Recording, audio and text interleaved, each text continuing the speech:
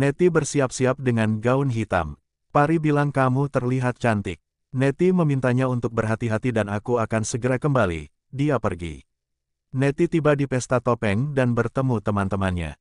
Seorang pria sedang mengincar Neti. Neti datang ke bar, pria itu datang di belakangnya.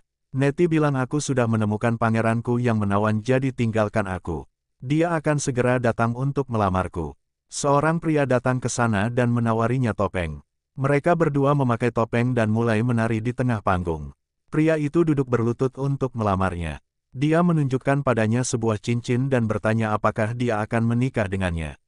Neti melepas topengnya dan memintanya untuk menunjukkan wajahnya. Pria itu melepas topengnya dan itu tidak lain adalah Rajev.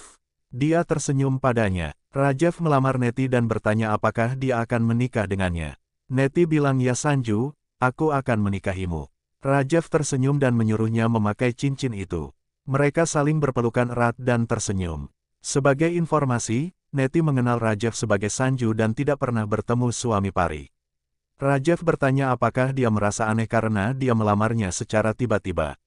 Neti bilang aku tahu kamu akan melamar saat kamu membawaku ke toko perhiasan. Rajev bilang kamu sangat cerdas. Aku belum pernah bertemu gadis sepertimu. Neti bertanya apakah dia memiliki lebih banyak gadis dalam hidupnya. Apakah Anda tipe orang yang punya istri di desa dan punya pacar di kota?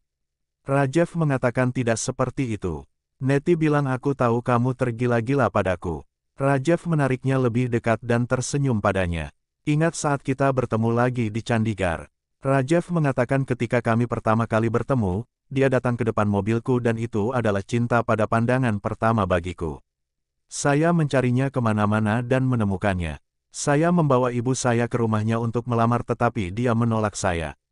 Setelah makan malam, Rajev memberitahu Neti bahwa aku akan mengantarmu.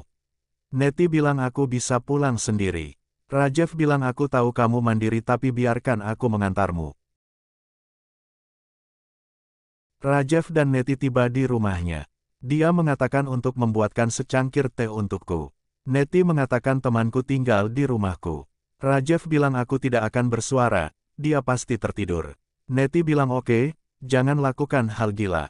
Parinit menangis di kamarnya dan berkata mengapa aku tidak dapat menemukan Rajev. Bagaimana aku akan bertemu denganmu? Mengapa nasib menentang kita? Dia mengingat saat-saat mereka bersama dan menangis.